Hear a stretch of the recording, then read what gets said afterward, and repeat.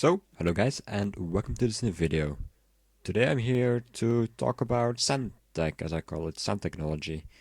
Everything to do with sand generation, sand transportation, that kind of stuff. Um, Before I do that though, I would like to talk a bit about the format of this video. In case you don't know, usually on my channel I try to, for my serious videos rather, I try to kind of have some kind of quality standards where I usually just explore a subject until I'm kind of done with it. With filters or other project, it's usually when like I finished it. Like for example, the Guardian Farm switch over there, or with the 12-sided cube extractor.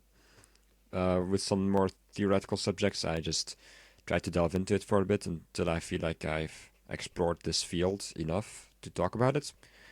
Or answer some kind of question or something like that. Or with the speedrun, I just try to do the speedrun, that kind of stuff. However, today I'm going to do a bit of an update video. It's been over 3 weeks, I think, since I made my last video, my last serious video rather. Um, and yeah, I thought it would be worth making a video about this. Like I checked on Twitter the other day, people seem to be quite interested, even if it's not too complex stuff. And today I have something which is a bit more complex than what I showed on Twitter a couple of days ago. I worked on it a couple of days, not 3 weeks, don't worry. And I could probably work on it for maybe one other day or two and then make a bigger video about it. But I felt like I should just get something going now and upload it tonight. Yeah, I think you guys will enjoy it for a fair bit. It gives me a video, and actually it's not that. I don't think the quality should be that bad. I think this should still be interesting, even though there's still work to be done. As a result, though, I will not include a world download. You can rebuild a lot of the stuff I will be showing you that here. However, I don't want to just provide people with the whole setup already, because I don't want to make this like a race to me to make sure I finish the design before other people do or whatever. So, yeah. With all that being said, I think we're ready to delve into the subject of today. So, let's go over here. As you can see, we have a bunch of sand over here. In fact, it's falling very fast. We have one sand is being generated every 3 grain ticks, or 0.15 seconds.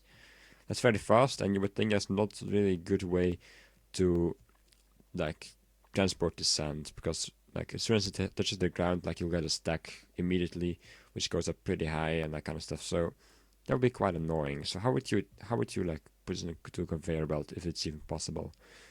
Well, that's a question I had a couple of days ago, and I thought about splitting the sand using slime blocks and such, and complex mechanics, but really I just started with a simpler version. So first let's make this command look the right way again. So yeah, now it spawns. Oh. Yeah, that looks right. So basically now it spawns here.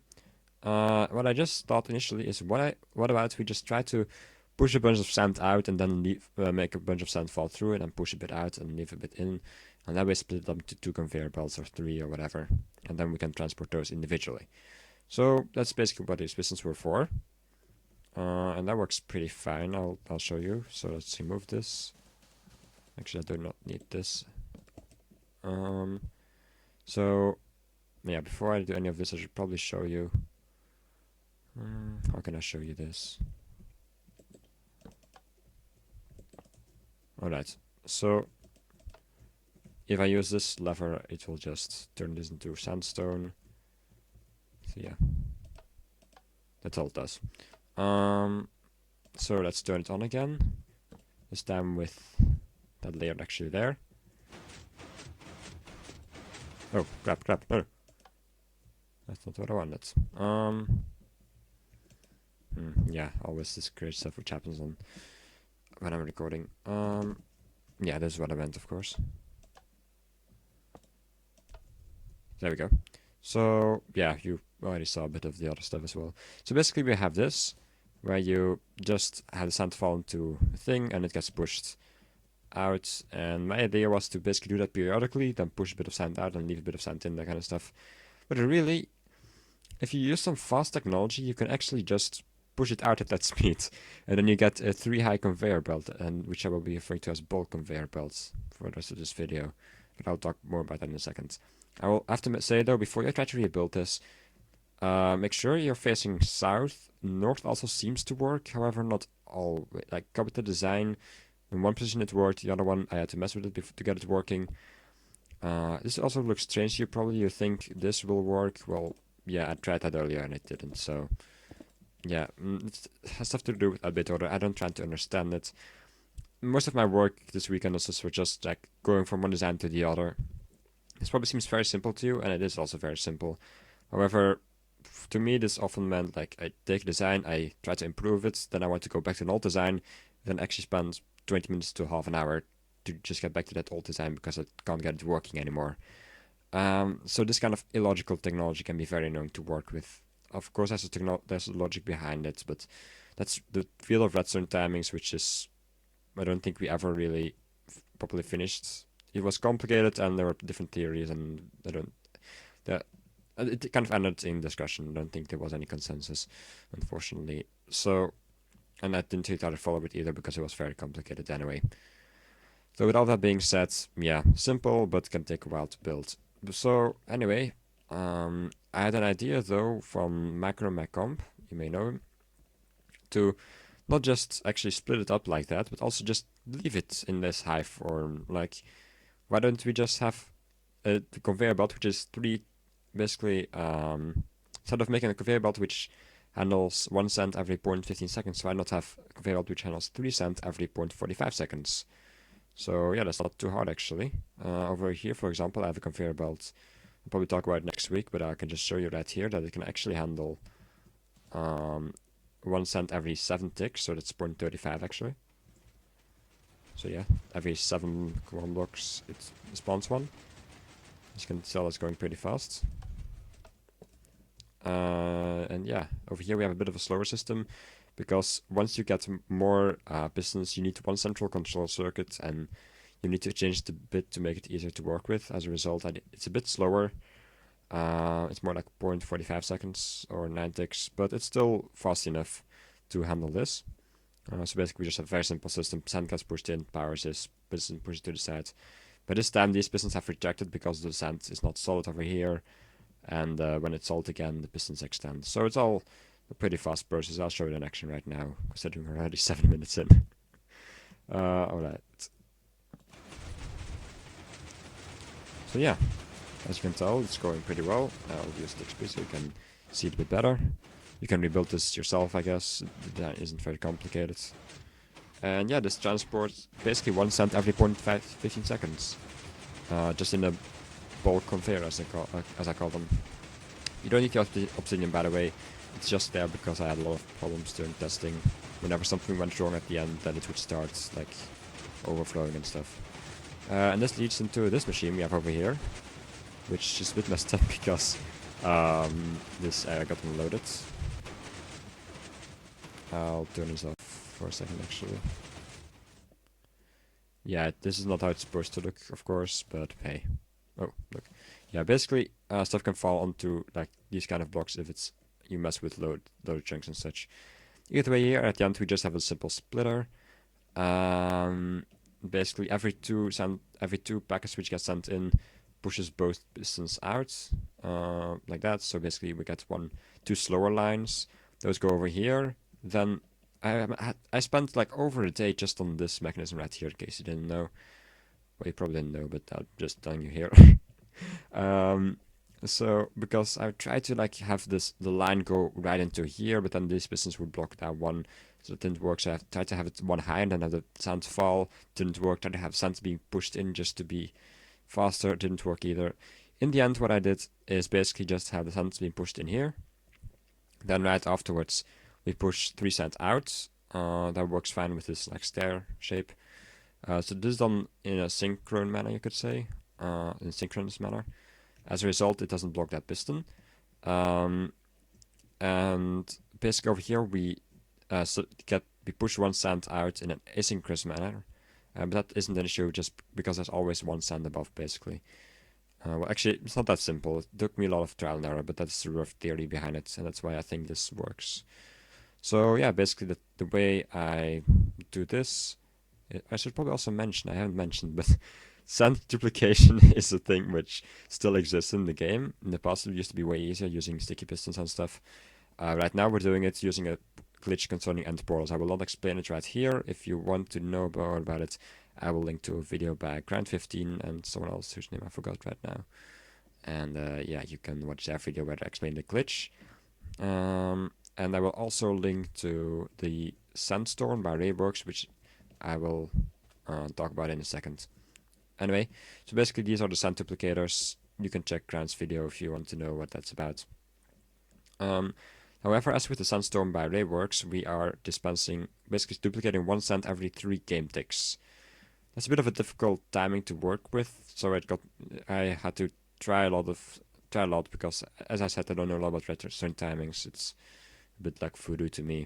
But either way, it kind of works like this. I'll show you in action right now, I guess. So basically I put tick speed on 3, and then every second we should have 1 sand disappearing. So yeah, as you can tell, that's what's happening, roughly.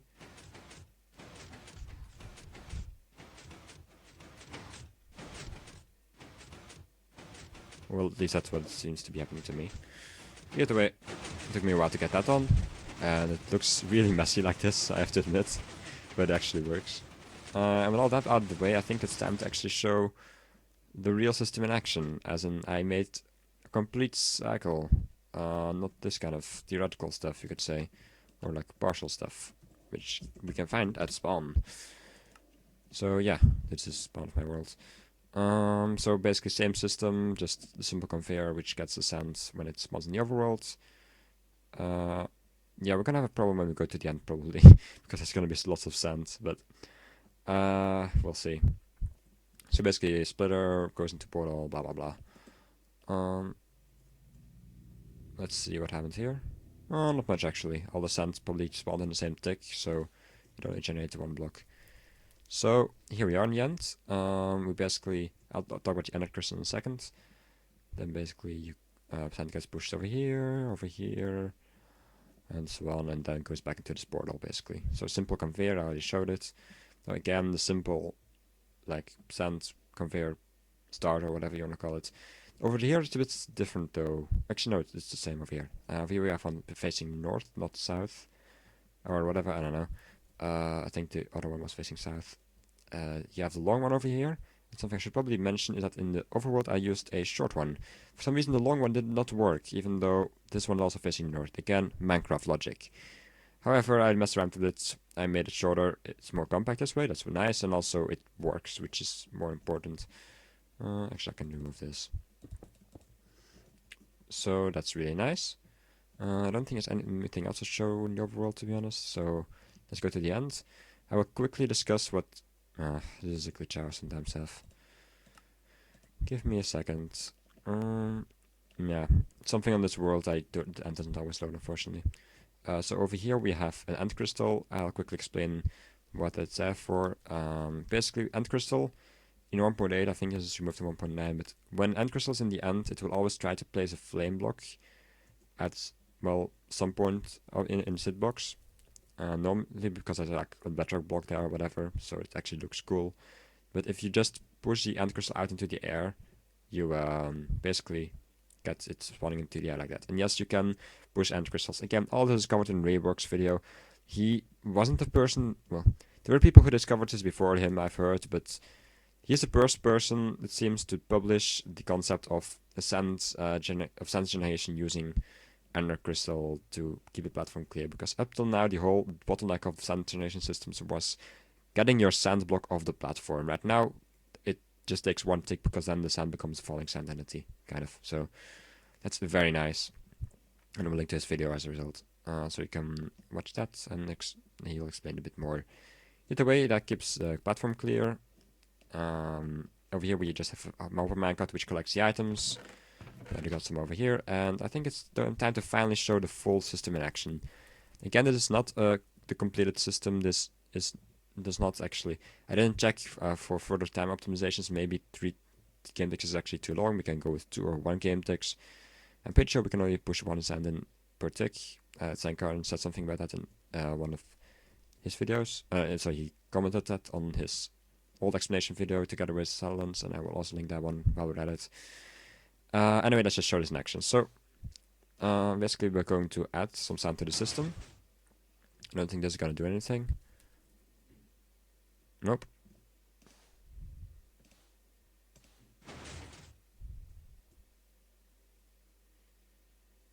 Yes, okay, we've got it going. So basically, once you push 6 sand in, 3 get pushed to each side, and as a result we have a cycle going, because there's basically too much sand in the system, and it's just pushing it. Every point is basically telling me, I don't want to deal with the sand, let's push to the next point, and they can deal with it, and of course that way we get a cycle going. Now of course it's not how the real system would work. Again, it's just an unfinished system. Right now there's only a 3-tick interval between each sand right here, but in between each sand wave there's still seconds where nothing happens, so this is not proper sand generation. We only got 6 sand like every 10 seconds or something.